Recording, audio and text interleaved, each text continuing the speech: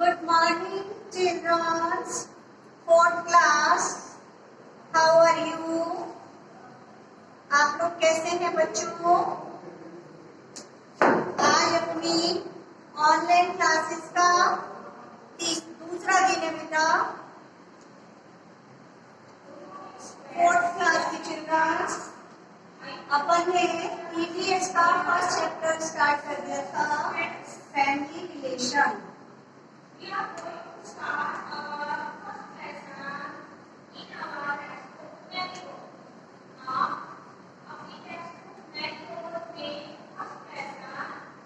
Family relations यानी कि परिवार के सदस्यों के साथ आपके संबंध कैसे होने चाहिए या परिवार के साथ आपके संबंध कैसे होते हैं, है ना।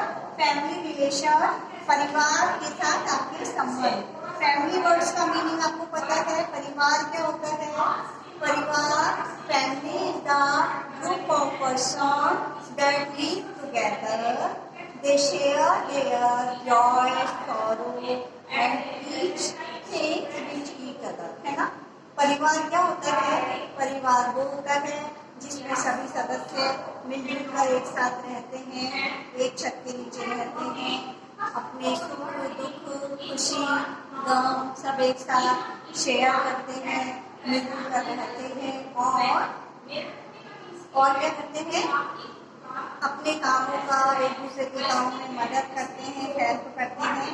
ये सब क्या होता है? परिवार होता है।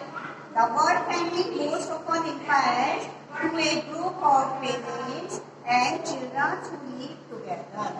माता पिता और उनके बच्चे जो साथ साथ रहते हैं। फैमिली में भी बिग और स्मॉल, ये सारी बातें आपको पता ही है कि परिवार छोटा और बड़ा हो सकता है। बिग फैमिली में जहाँ पे parents, grand parents, uncle aunt और उनकी चिल्ड्रन रहते हैं, उसे हम क्या बोलते हैं? बिग फैमिली या जॉइंट फैमिली भी बोलते हैं, है ना। ये सारी बातें आपको पहले क्लियर है। दूसरी होती है न्यूक्लियर फैमिली। न्यूक्लियर फैमिली क्या होती है? जिसमें पेरेंट्स और उनके चिल्ड्रंस रहते हैं, मम्मी पापा और उनके बच्चे वही रहते हैं साथ में। और थर्ड टाइप ऑफ फैमिली है, वो क्या है? सिंगल पेरेंट फैमिली, यानी कि बच्चों के माता पिता में से कोई एक उनके साथ रहता है, दोनों लोग उनके साथ किसी भी कारणवश नहीं हो सकते, नहीं होते हैं। कोई ना कोई रीजन होता है कि मम्मी पापा दोनों बच्चे के साथ नहीं होते हैं, है ना। और parents fulfil our basic needs, आपको पता है हमारी जो आवश्यकताएं होती हैं, जैसे खाना, कपड़ा, रहना, जो भी हमारी आवश्यकताएं हैं हम बच्चों की, उन्हें कौन पूरा करता है? पेरेंट्स पूरा करते हैं। परिवार में माता पिता और पेरेंट्स बच्चों की सारी आवश्यकता को पूरा करते हैं। We really on our parents for many things, और हमें बहुत सारी बातों के लिए अपने पेरेंट्स पर निर्भर रहना पड़ता है। In family, we all work together as a group. Our family gives us lot of love, care and support. हम परिवार में अपने परिवार के साथ रहते हैं तो हमें क्या क्या मिलता है? परिवार से, पेरेंट्स से बहुत सारा प्यार, बहुत सारी केयर और सपोर्ट, ये हमें मिलता है अपने परिवार से। और हम अपनी जॉय, सॉरो, खुशी, गम, हैप्पीनेस, वो सब अपने फैमिली मेंबर्स के साथ शेयर करते हैं। We maintain different relation with different members of our family, है ना। क्या होता है? जो पेरेंट्स के साथ आपका रिलेशन है माता पिता का, और अलग अलग परिवार के सदस्यों के साथ आपका अलग अलग रिलेशन होता है। जैसे पापा के भाई आपके क्या हुए? अंकल, है ना। पापा की बहन आपकी क्या हुई? बुआ। तो अलग अलग फैमिली मेंबर्स के साथ आपके अलग अलग रिलेशन होते हैं। बच्चे और उनके पेरेंट्स जो है वो साथ साथ रहते हैं, अपनी आवश्यकताओं को पूरा करते हैं। ये सारी बातें हम पिछली वाली करा था इसका, उसमें पढ़ चुके हैं। फिर हमने देखा था कि एक लड़की है रिया जो बहुत खुश थी क्योंकि उसके पापा उसके लिए क्या लेके आए थे? उसकी मम्मी के एक छोटी बेबी का जन्म हुआ था। Riya is very happy today her father is also very happy. क्यों थे वो खुश? क्योंकि उनके घर में एक छोटा बेबी आया था, छोटा बच्चा आया था। तो उनकी न्यूक्लियर फैमिली में जहाँ दिया थी और उनके मम्मी पापा थे, एक नया भाई और आ गया था, तो उनकी न्यूक्लियर फैमिली जो थी वो पूरी तरह से कंप्लीट हो गई थी। और दिया अपने छोटे भाई को बहुत ज़्यादा प्यार करती थी। इस तरह से वो मिलजुल कर रहते थे। फिर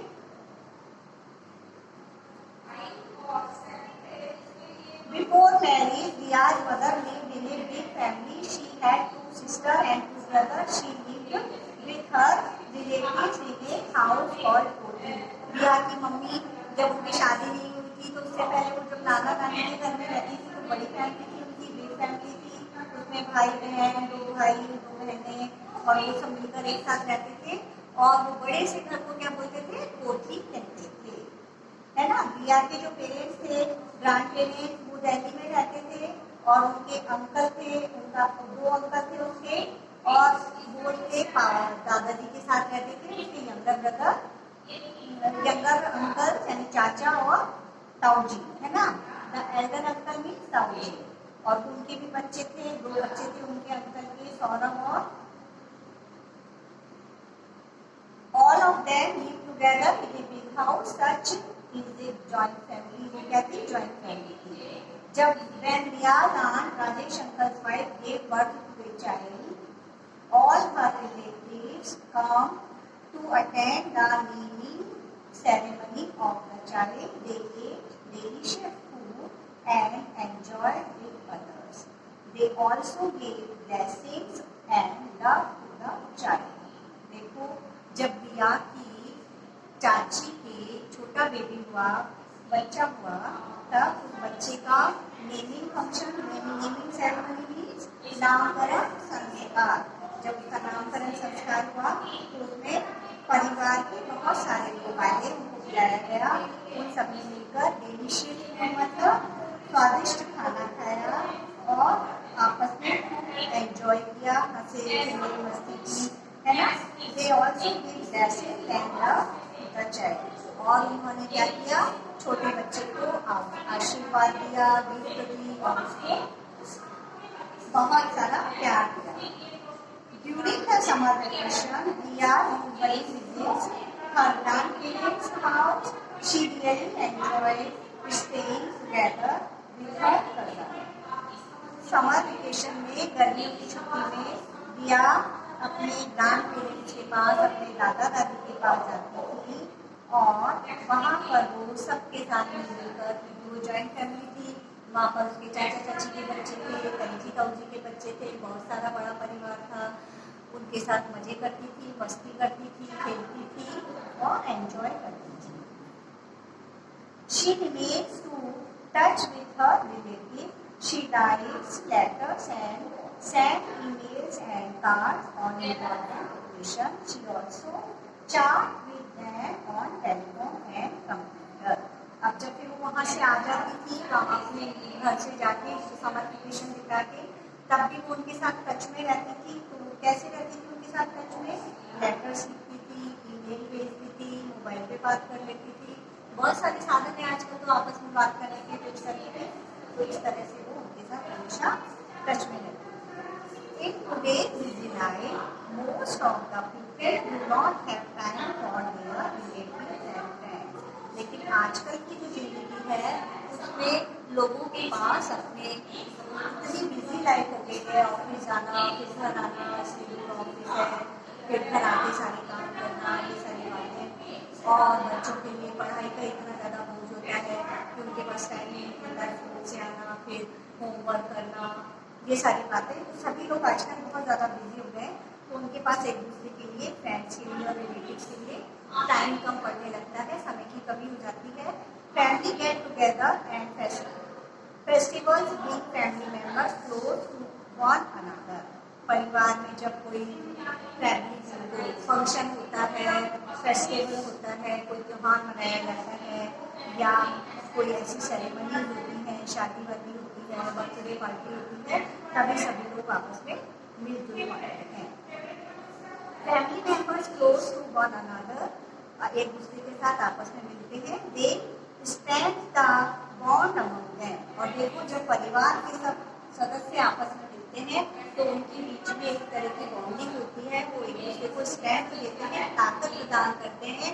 मुश्किलों में यदि कोई परिवार का सदस्य मुश्किल में है तो परिवार के दूसरे सदस्य उसको सांत्वना देते हैं, उसकी हेल्प करते हैं, उसको तसल्ली देते हैं, मुश्किल से बाहर आने के लिए उसको सहयोग करते हैं। इसलिए फैमिली और फैमिली के रिलेटिव्स के साथ हमारे संबंध होना, उनके साथ मिलजुल कर रहना बहुत आवश्यक है। We should also visit our relatives and cousins and should be in touch with them. इसलिए हमारे लिए बहुत जरूरी है कि हम अपने परिवार के सदस्यों के साथ मिलजुल कर रहें और हमेशा उनके टच में रहें। A joint family is a big family including all the small families of our parental relatives. एक जॉइंट फैमिली जो है वो कैसी फैमिली होती है? बिग फैमिली होती है और उसमें स्मॉल फैमिली और अवर पेरेंटल रिलेटिव्स भी शामिल होते हैं। देखो जो न्यूक्लियर फैमिली बनती है, न्यूक्लियर फैमिली मीन्स पेरेंट्स और उनके बच्चे। Joint family means grand parents, parents, uncle, aunt and others, बहुत सारे लोग फैमिली मेंबर्स है ना। तो न्यूक्लियर फैमिली कैसे बनी है बच्चों? जॉइंट फैमिली में से तो निकली है।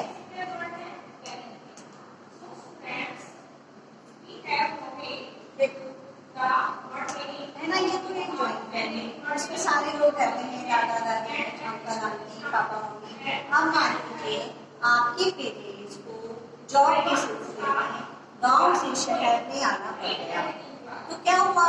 वो वही जॉइंट फैमिली में से तो निकल के आए हैं और उससे क्या बन गई? Nuclear family.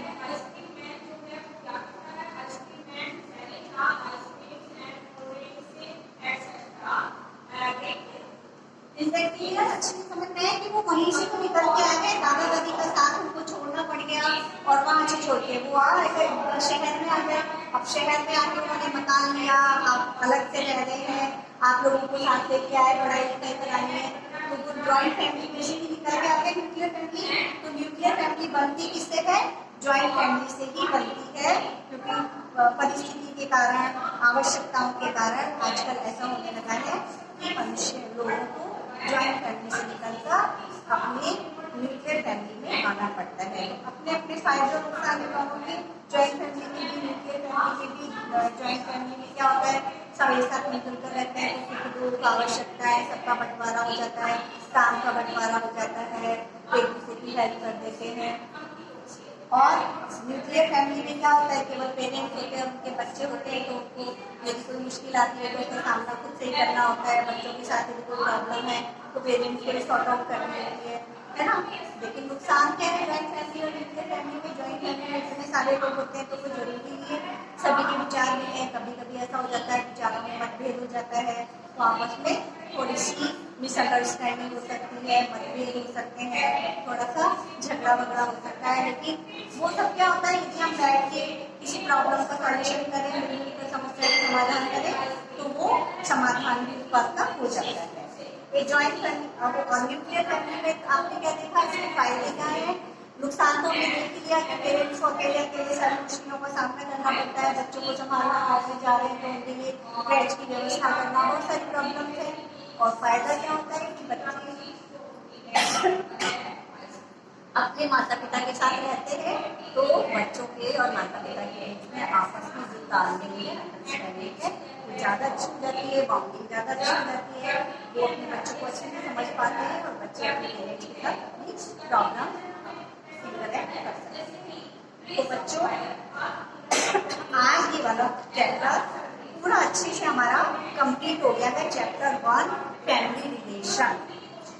तो सबसे पहले तो मेरे को आपसे ये कहना है कि यदि आप लोगों ने अभी तक भी पढ़ाई स्टार्ट नहीं की है, बुक्स नहीं परचेज की है, तो ये बहुत गलत बात है। आप बहुत पीछे रह जाओगे।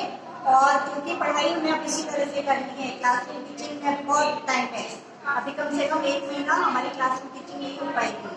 इसलिए आप जल्दी से जल्दी बुक खरीदिए और ऑनलाइन जो हमें पढ़ाई करनी है वो करनी है। इसलिए अब कल मैं इस चैप्टर के आपको क्वेश्चन आंसर करवाऊंगी, सारा बुक वर्क करवाऊंगी और हार्ड वर्क यूनिट वगैरह सब कुछ करवाऊंगी। इसलिए कल आप लोग कॉपी पेंसिल साथ में लेके बैठेंगे और इस चैप्टर की रीडिंग लगा के हार्ड वर्क फाइंड आउट करके बैठेंगे। फिर मैं ब्लैक बोर्ड से करवाऊंगी तो आप मेरे साथ मैच करके कीजिएगा। आज इंग्लिश का आपका क्या होमवर्क है? रीड चैप्टर 1 केयरफुली, बहुत ध्यान से पढ़ना है चैप्टर 1। मैंने बहुत अच्छे से आपको 2 दिन लेके समझाया है। आपको बहुत ध्यान से इसको वापस रीडिंग करनी है, समझना है और पढ़ना है। और वर्ड मीनिंग,